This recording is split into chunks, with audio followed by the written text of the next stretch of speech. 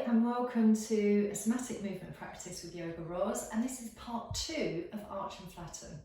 Now in part 1 I wanted you to try and learn how to mobilise your pelvis in 2 distinctive patterns, an anterior tilt and a posterior tilt, and oftentimes you might be living in that type of pelvis in standing and walking, and that could be one of the factors that's causing you to have back pain.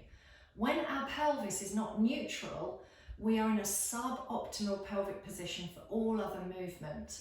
So it's well worth discovering where you are in relationship from the feet to the pelvis and the pelvis to the rest of your body. So today we're going to look at not just that mobility and that flexible suppleness in your pelvis, but also how your muscles are responding and what that might mean for your understanding. So feet are hip wide, heels of your feet kind of in line with the heels of your sit bone.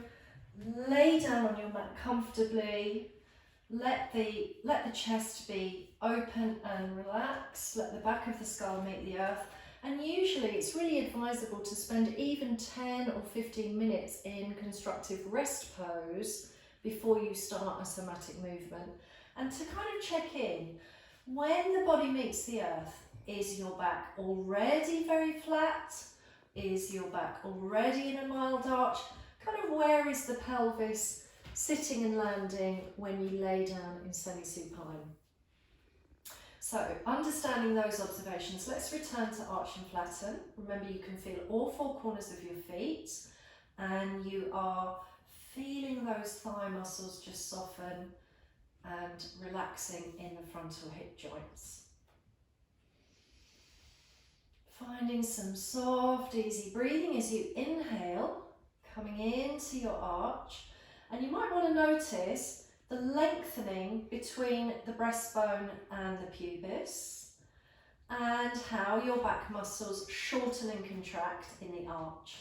So now on the exhale, start to roll the spine, imprinting it into the earth, and at the same time contract your deep abdominals so that you notice the role of these anterior abs in helping your spine flatten into the mat.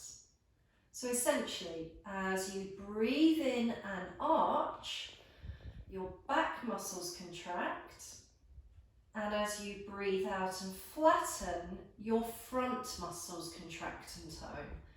And it's this co-relationship between your front and back muscles working in balance that will help your movements become more functional.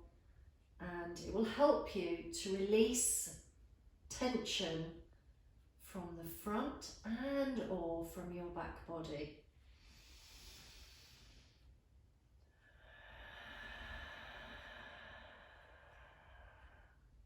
You might want to continue observing the inner feelings of somatic movement, the inside responses, for maybe 5 or 6 breath cycles of movement. And then this time, when you finish, bring the right and left thigh into the chest. Notice how just by folding the thighs into your chest, your back tends to flatten, and you might just want to give yourself a really soothing rocking action to finish Arch and Flatten Part 2.